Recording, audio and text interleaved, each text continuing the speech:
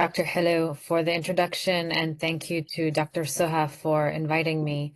As I share my screen here, I want to first express my solidarity with all of you in Lebanon as you navigate this escalating situation. As someone from the West Bank, I'm unfortunately very used to having to suddenly turn things online because it is not safe to be outside. And I really hope that the situation resolves, and thinking about all my colleagues in Lebanon. I will try to keep my comments slightly brief because I'm excited to hear from our next speaker, as I'm sure many are, and I want to make sure we have time. And I know you've had a long conference day already.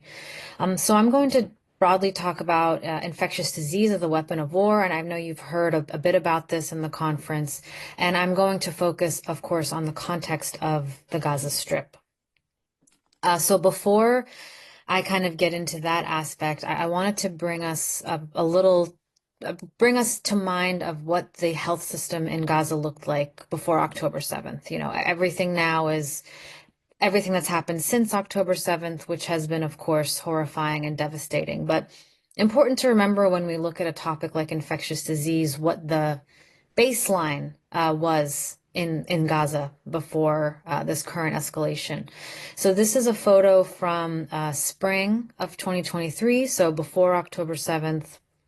This is a protest that paramedics in the Gaza Strip had hosted. I believe this was February 2023, and you can read their ambulances. They have signs in Arabic, English, and Hebrew. Because of the blockade, the medical equipment is crumbling and does not meet the patient's needs. So again, this was before October 7th.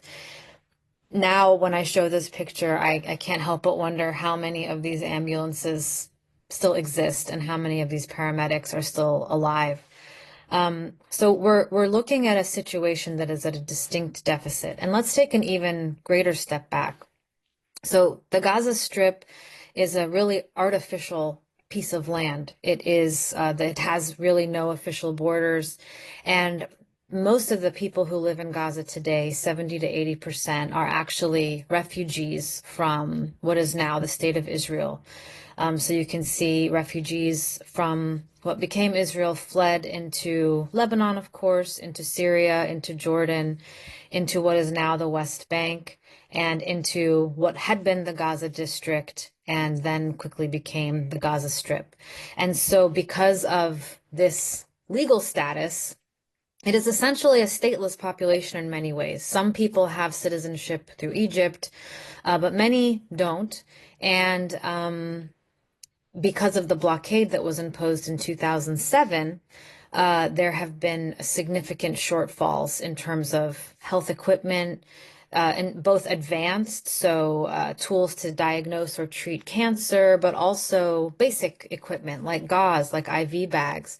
And talking about infectious disease during COVID-19, we saw the blockade really limited the ability for health practitioners in Gaza to have appropriate PPE, even masks, let alone enough vaccines for the population. There were several instances where Israel blocked vaccines.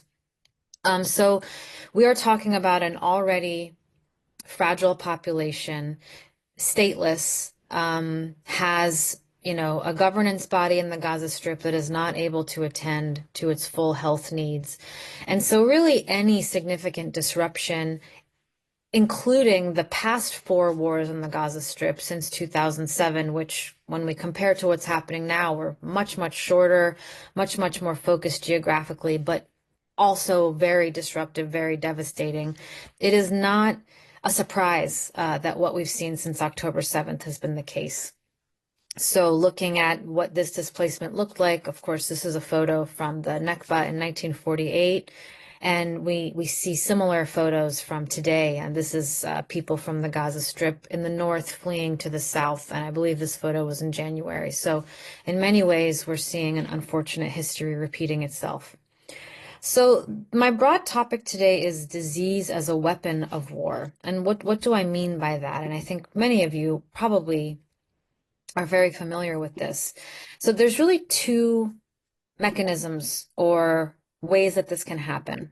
The first is what I think most people recognize, which is explicit bioterrorism, use of pathogens and toxins to harm antagonistic populations. So we've seen records of this used by militaries as early as the Middle Ages. Even before we fully understood germ theory, there are records of warring parties if they recognize that someone died from, for example, the plague. In some cases, they would throw that person's dead body, or in a case that I read, catapult that person's body over a wall into a city or fort that they were trying to seize or trying to make everyone flee. They didn't understand the mechanisms, of course, but they understood that this person had died from something that was spreadable, and they could use that quite literally as a weapon of war. So we have historical incidents of this for hundreds of years.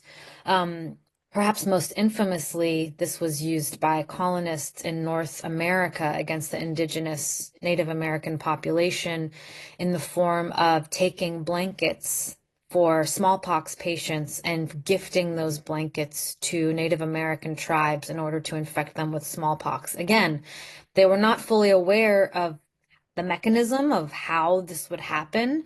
And there are journal entries that show that they hoped that this would spread this disease. And it did. And there were many smallpox outbreaks among Native American tribes.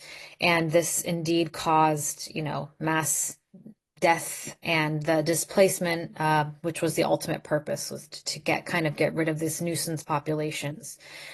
And really in World War I and then increasingly in World War II, we started to see state actors building biological weapons warfare programs.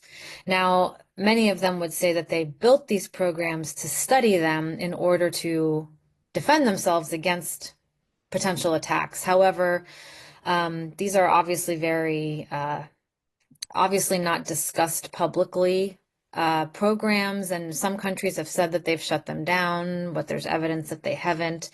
And so there's this significant fear that in the wrong hands or an accident could cause some sort of biological incident. But this is explicit bioterrorism. This is when someone uses an infectious disease purposefully. But you don't have to do that to use infectious disease as a weapon of war. The second form is by purposefully creating poor, in many ways, unhygienic and low resource conditions where people are unable to clean themselves, clean their environment. People are crowded together. We know enough about epidemiology at this point to know that this creates the perfect conditions for the spread of infectious disease. And so it's not a large leap of logic to say that if an actor, a perpetrator of violence, is creating such conditions and is not doing anything to prevent the spread of infectious disease, that it is, in fact, purposeful in some ways. So before October 7th, infectious disease was already an issue in the Gaza Strip, as it is across not just low middle income countries, but settings of fragility or low resource. So waterborne illness, again, before October 7th, was among the primary causes of death for children, especially children under 5.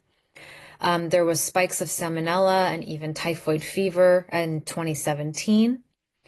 There has long been a limited ability to manage infections.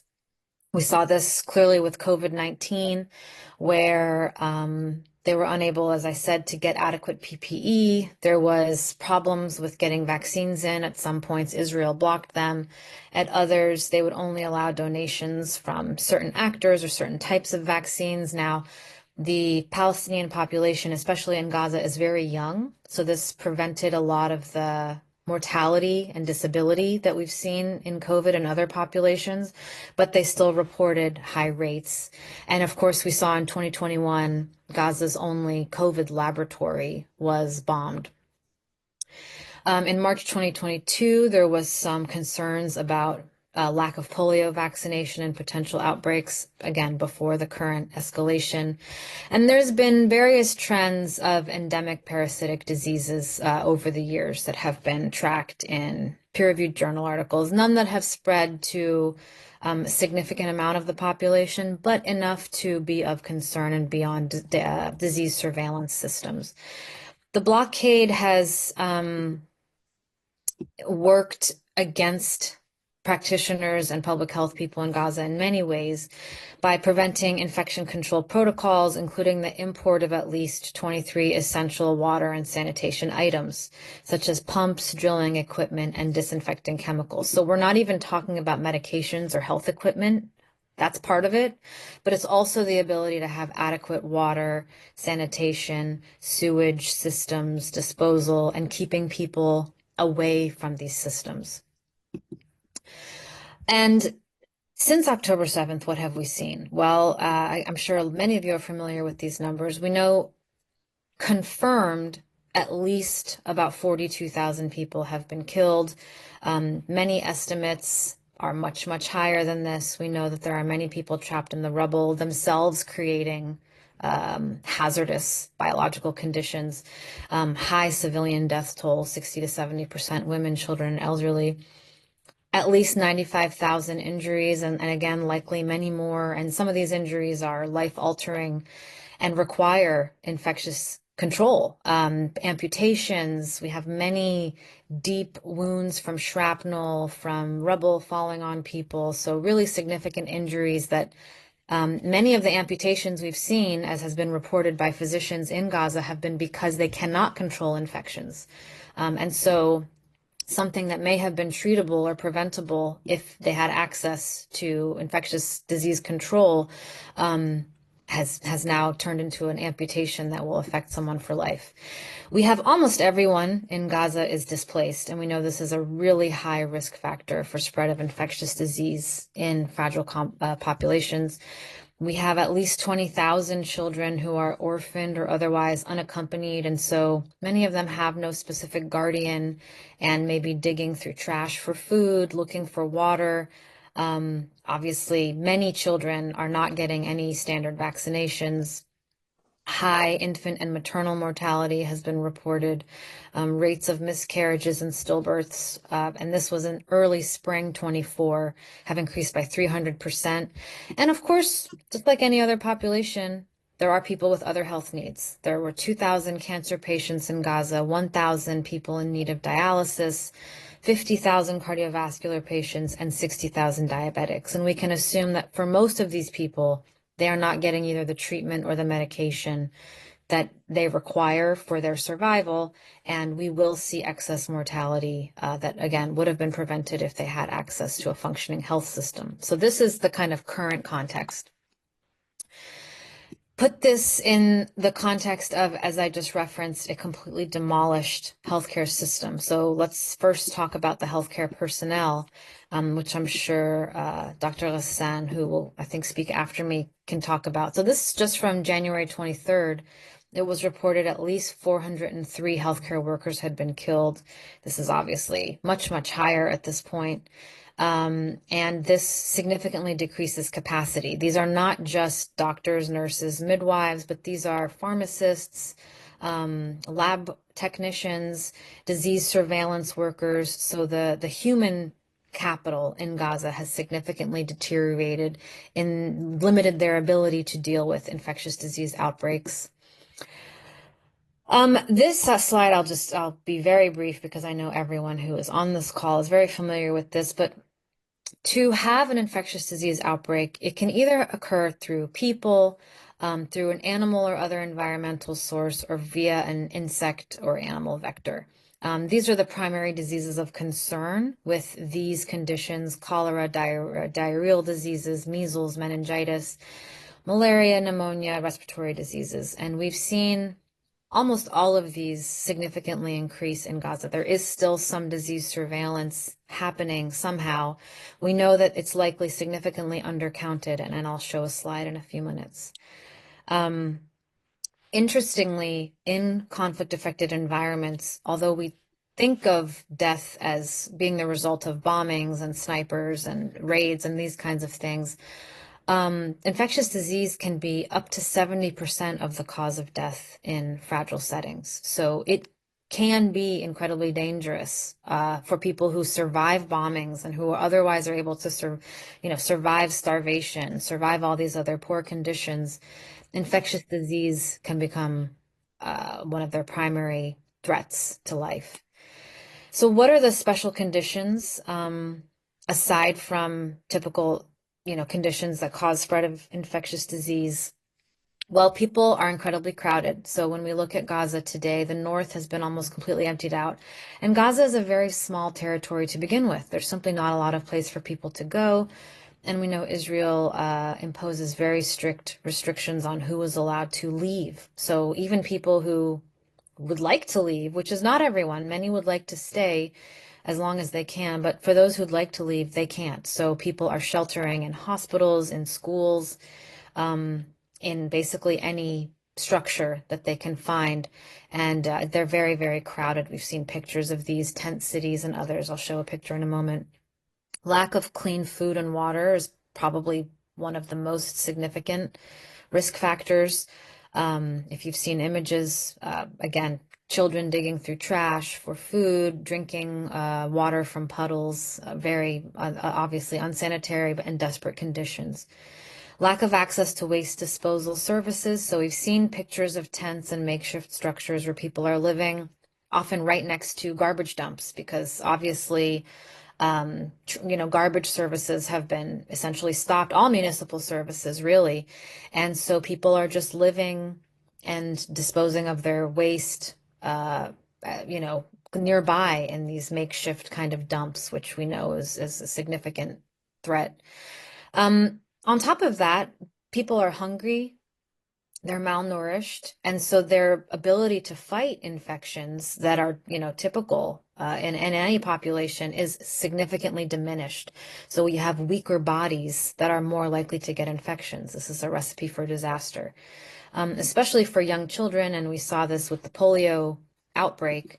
Um, there is, oh, I'm sorry.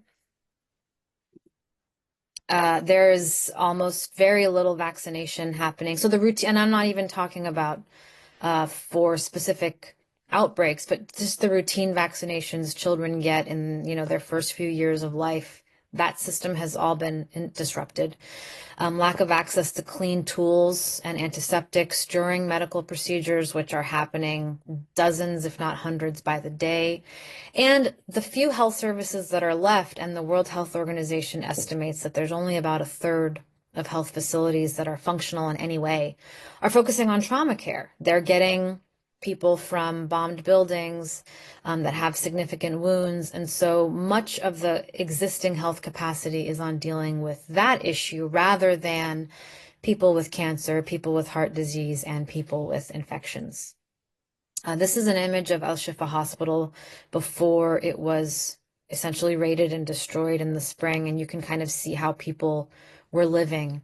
And then this is a more recent photo of some of the tent cities that were in Rafah and are now even squeezed in more tight places. So you can see sometimes these are large families with 4 or 5 kids living in a single tent. The tents are very close together. There's almost nowhere people feel safe going, even for children playing. So everyone is very cramped together basically all day with nothing to do, creating these overcrowded conditions.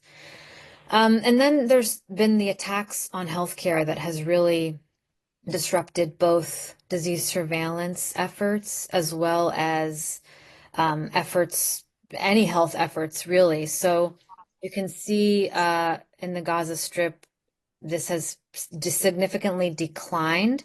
And this is largely because many of the facilities were already highly damaged or destroyed in the early months. There's simply less for airstrikes to affect at this point. But we are seeing an increase in health attacks in the West Bank and restricted freedom of movement. So, of course, we keep an eye on that. To touch on the polio vaccination campaign, which by all accounts was very successful. In fact, the World Health Organization reported that they exceeded their goals in the first few days because parents were so worried about their children getting polio, and because this is one of the few threats to their children's life that these parents could actually control. So almost 560,000 total children were vaccinated in round one, and there were some temporary, very site-specific ceasefires in place for this, but this has been really the only health issue that we've seen, multilateral organizations and Israel and all other actors kind of mobilizing against.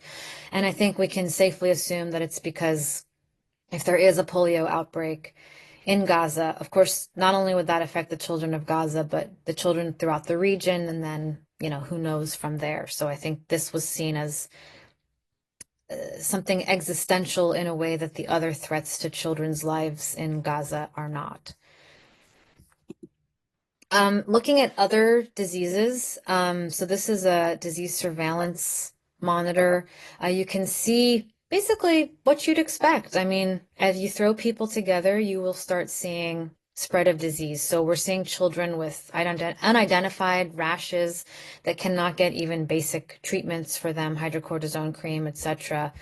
Increase in bloody diarrhea, which is very dangerous and lethal for children or the elderly. Very high rates of respiratory infections, and meningitis. We've started to see many cases as well. Um, every social determinant of health in Gaza has been completely disrupted. And so this also allows infectious disease to be used as a weapon of war. So we know that people in poor socioeconomic conditions are more susceptible to disease. Right now in Gaza, the GDP has collapsed by, I think, 81%. Almost no one is working. No one is making money.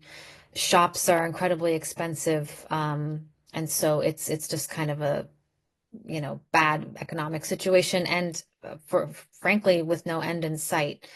Low education is also a risk factor for spread of infectious disease. We know that Gaza's children have been out of school for at least 1 year, and it's looking like it will be at least two, and who knows.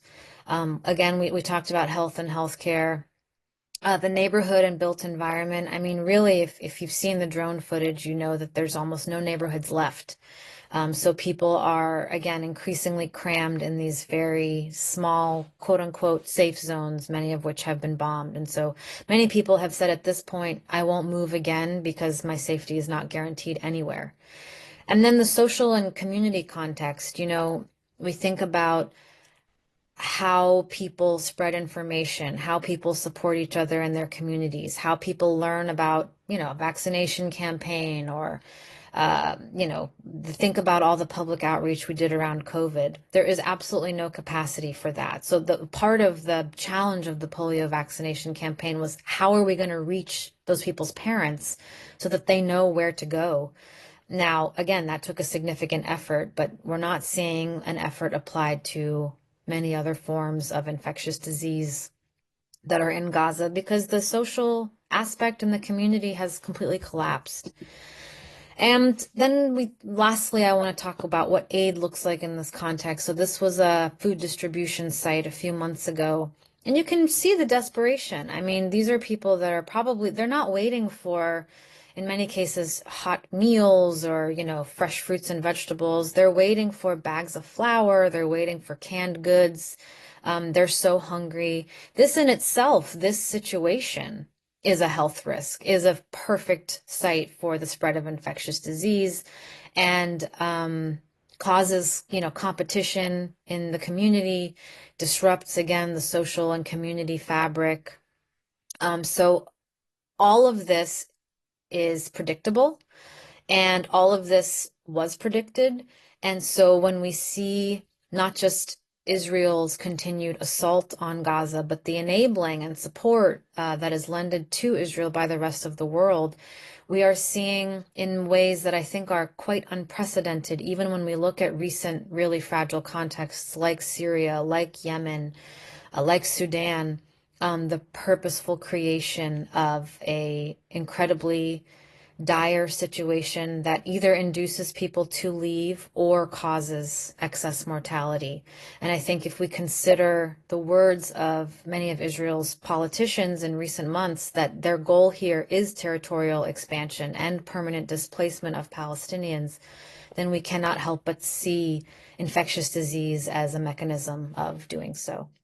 And I will end there. Thank you.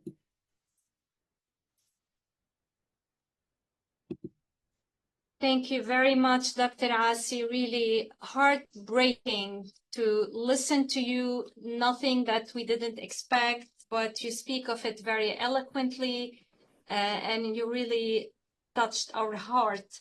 I think what I'm going to do, we're having difficulty reaching Dr. Abu Sitta.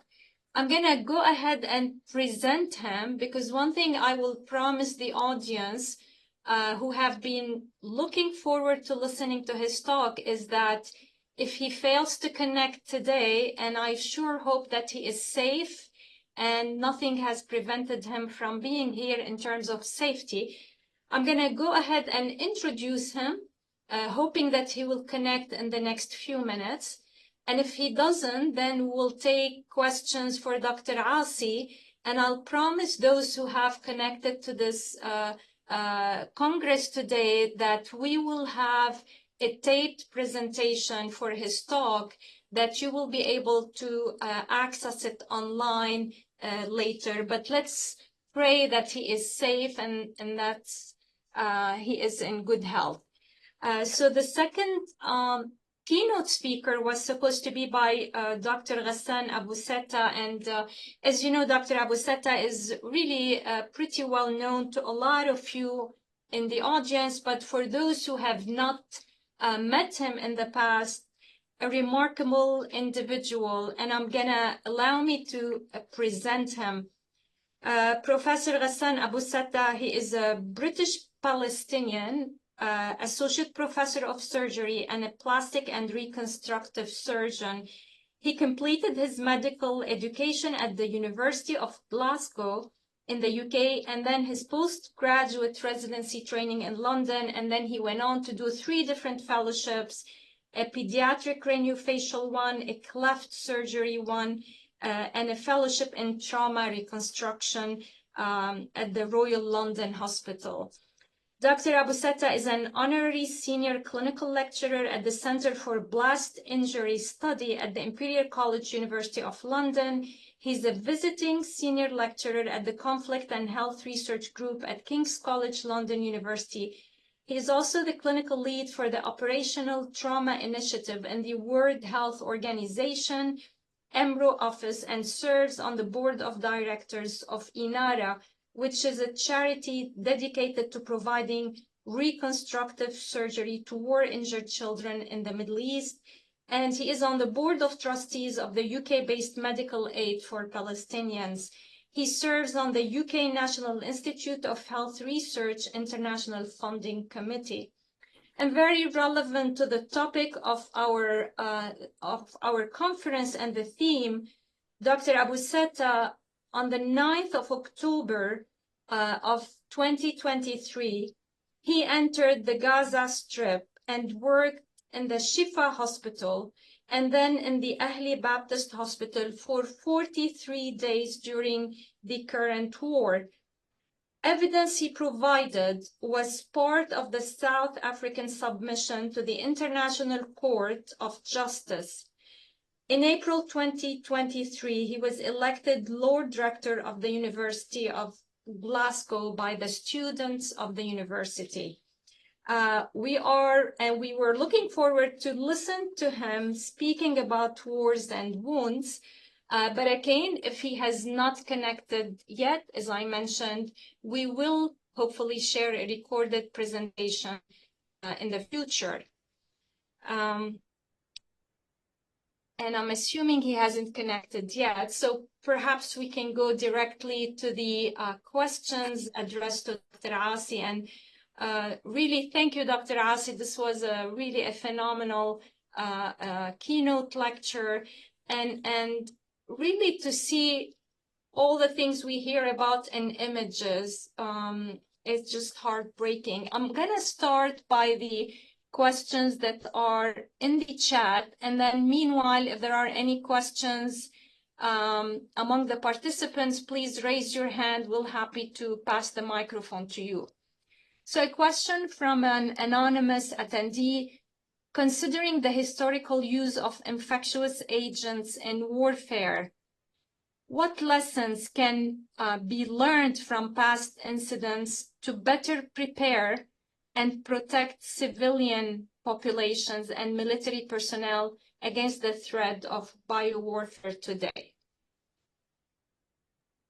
Well, this is a really important and quite, I think, multifaceted question because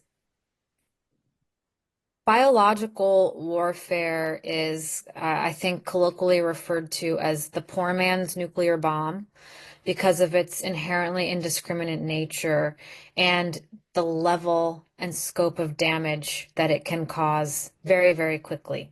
I think for that reason, and because of all the parameters against it, we haven't explicitly seen it as much in, recent wars and recent, basically the past century. In terms of preparing and protecting, though, I mean, we need to be aware of the possibility that this can happen. And so I think we don't take seriously enough the many ways that civilians, especially, I mean, military personnel often have an entire health infrastructure that even follows them into the field that is meant to deal with incidences immediately. Civilians have no such protection. And frequently, when we think about humanitarian interventions, they are more tasked with either like acute emergent threats like polio or with dealing with, trauma cases and collapse of the health system. They are not really built to track. I mean, think about what it takes. And I know, again, many of you on the call know this. Think about what a adequate disease surveillance system takes. And then think about the pictures you've seen from Gaza and what the hospitals look like and people sleeping on the floor and blood everywhere. And, a room for one has 10. It's extremely difficult to just track, let alone treat in civilian population. So I think one lesson that can be learned is we need to see infectious disease as a not just possible, but probable outcome in these settings. And it needs to be immediately, galvanized by humanitarian agencies, and the healthcare workers in these settings need to be given the tools to meet these needs. Now, I think we are probably less likely, and I see one of the other questions touches on this as well, to see overt use of biological weapons simply because once they are released, it's a Pandora's box. You cannot, they may affect your own military, they may affect your own population. It's too much of a risk, I think, for actors to do this. But again, we've learned that you don't need to release purposefully biological weapons in order to cripple populations with infectious disease. We of all the things we've learned about medicine and health in the past century, we are very well aware of how many of the most common infectious diseases spread. And so simply by creating the conditions where those diseases can spread in vulnerable populations and can't be counted or treated, you have created, again, a perfect situation to affect especially a civilian population.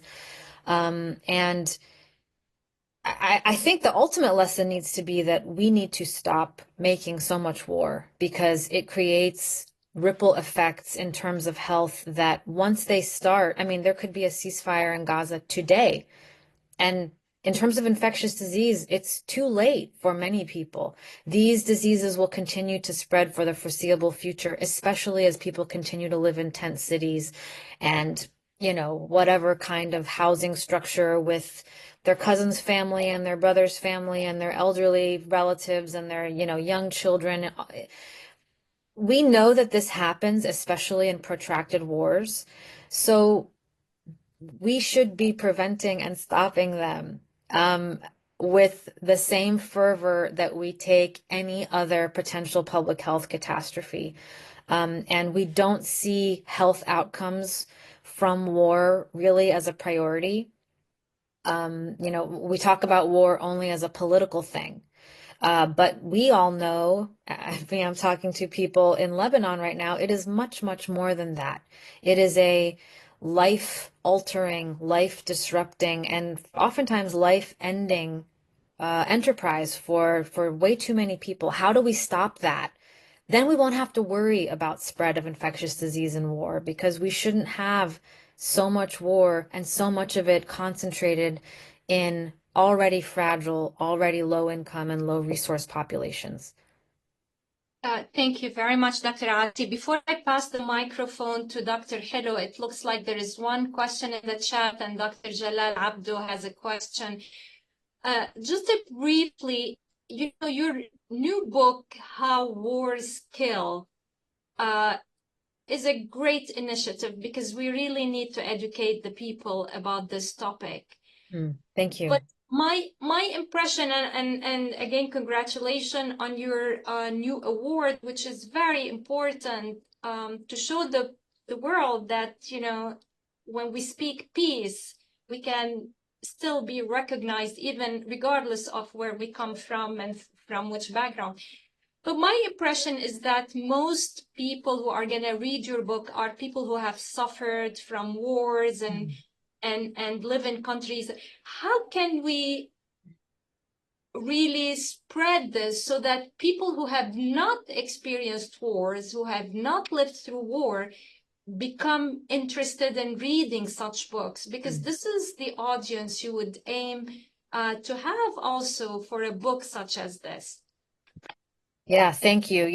You're right. I mean, my entire perspective on this, I can 100% say is shaped by my experience as a Palestinian. And I think, there, I wouldn't even know what to think about this if I had not, directly seen and experienced and lived it. So how do we reach people who will never experience war on their soil? Their country may be at war, but they're not living it. And what I try to do in the book is say, war does not just affect those people over there in those countries. Everyone is affected by not just war, but an emphasis on militarism at the extent of every other important factor in our lives. I mean, when we let's look at just COVID-19, right? This is not a distant memory. This happened, all of us remember this. We had in the United States, in the UK, and multiple other countries had to actually mobilize their militaries and reserves in order to build field hospitals, deliver the vaccine appropriately. When I look at the funding of the CDC, the Centers for Disease Control in the United States, which is the main agency that is tasked with dealing with infectious disease, its budget is absolutely minuscule compared to the Department of Defense. Just in 1 year, the arms contracts of the Department of Defense absolutely dwarfs not just the CDC, but USAID, basically any humanitarian or health agency in this country. How does that benefit anybody?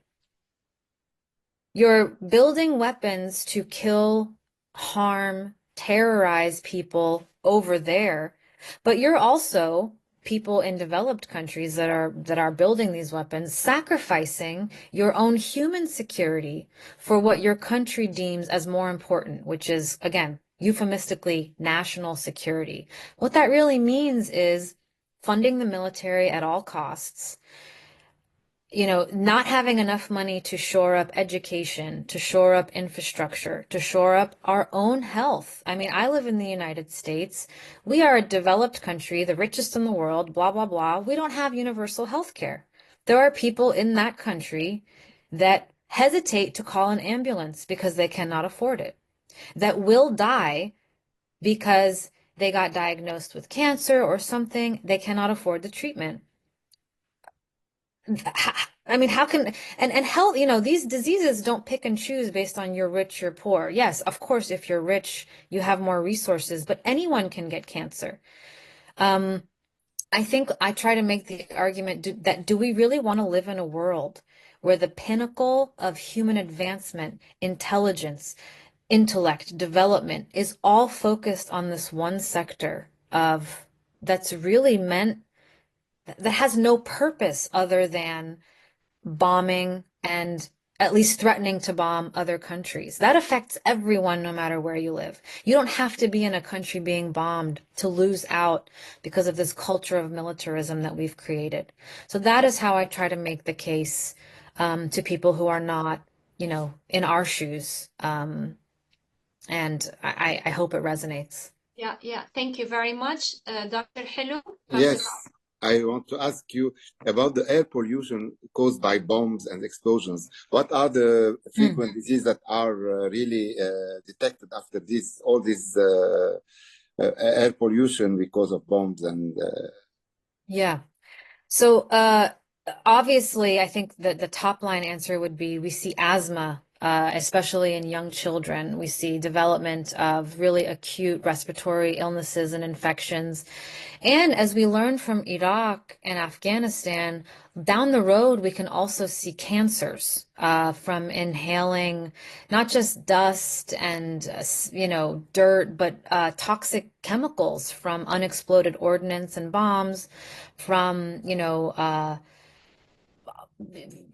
asbestos that may be in buildings or other, insulation building materials or burn pits that are built by military bases. Down the line, this can cause birth defects, genetic anomalies, and cancers that express in populations for generations. I mean, we saw this after the nuclear bombing in Japan. There was decades of higher than expected cancer rates. and skin cancer also, skin cancer. Yes, exactly. So not just lung cancer, mouth cancer, but skin cancers. Really, I mean, any sort of cancer, right? We've seen cancers of all types in these populations. Again, we don't have as well disease surveillance as we should, in especially some of the more rural affected areas. But based on existing literature, I would say respiratory ailments, including and probably most primary asthma, and then long term, we're looking at cancers and birth defects. Yes, there is a question from Dr. Hassan Ayub. I want to read it. Dr. Yara, did you see the use of biologic weapons, infectious diseases agents in Gaza? And the second question, tetanus incidence among the injured cases in Gaza was estimated.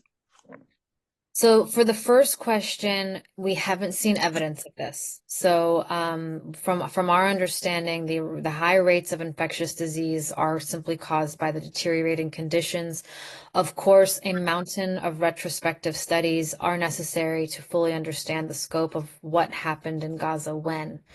In terms of the second question, I saw this. I have not actually heard of any, let alone accurate numbers on tetanus incidents. I don't know, and Dr. Abu Sitta would have been a great person to ask if practitioners and providers are even able to diagnose or even assess this aspect because they're getting so many traumacations just back to back to back that I think they're so focused on stopping bleeding and preventing infection. I'm not sure if we have good numbers on tetanus. I tried to just Google it when I first saw the question pop up, and I didn't see anything recent aside from the fact that tetanus vaccines in Gaza are running very, very low.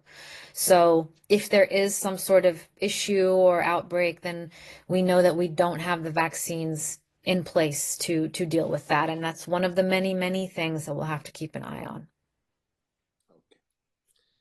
Thank you. Thank you. Thank you. So you have other questions? Not sure Dr. Jalal Abdu had risen his hand before. Jalal, would you like to ask a question? Well, most the question was already been answered, and just to tell also was the tetanus thing. because also in Lebanon, or at least in Bekaa now, we're having a very shortage in the tetanus vaccine, and it's only on the black market, and that was a bit of my question also. Okay. All right. Well, thank you very much, Dr. Asi. I think with your talk, we come to the conclusion of the first day.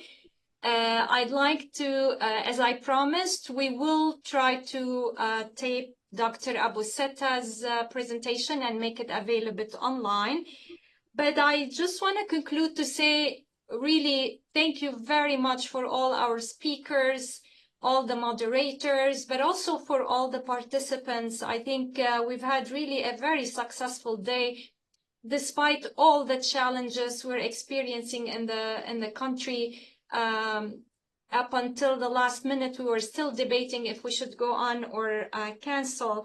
But I'm very happy to report that we had 1,001 registrants. And at the peak of the connection, we had 460 people connected at the same time, but some were connecting back and forth, maybe depending on their schedules. But also, I'm very happy to say that we had a very broad audience from all over the world, 280 from Lebanon, but we had people from Austria, Algeria, Argentina, Bahrain, Canada, Bulgaria, Egypt, France, Germany, India, Italy, Kuwait, Saudi Arabia, Tunisia, and the list goes on and on. So I really thank you all very much for being part of this successful Congress. And for those who are able to join us tomorrow, we have a very rich program that starts at 9 a.m. We have sessions on pediatric infectious diseases. We have a major session on antimicrobial resistance in times of conflict. And also we have a session on HIV and sexually transmitted diseases and challenges during war. And for the junior amongst you, we have two very exciting sessions. One for the oral poster presentations for the best posters that were chosen, and the best one will be receiving an award from the American Society of Microbiology. And then we have for the first time, we're doing an interactive case discussion where we have fellows presenting, panelists discussing the cases, and we also have an award from the American Society of Microbiology for the best presenter. So we'll see you tomorrow, hopefully, inshallah, if God permits, and thank you again, everyone. Congratulations, Soha, and thank you also to Science Pro for the organization. Thank you very much. Thank you. Everyone. Of course, without Science Pro, we would not all be here. So thank you very, very much.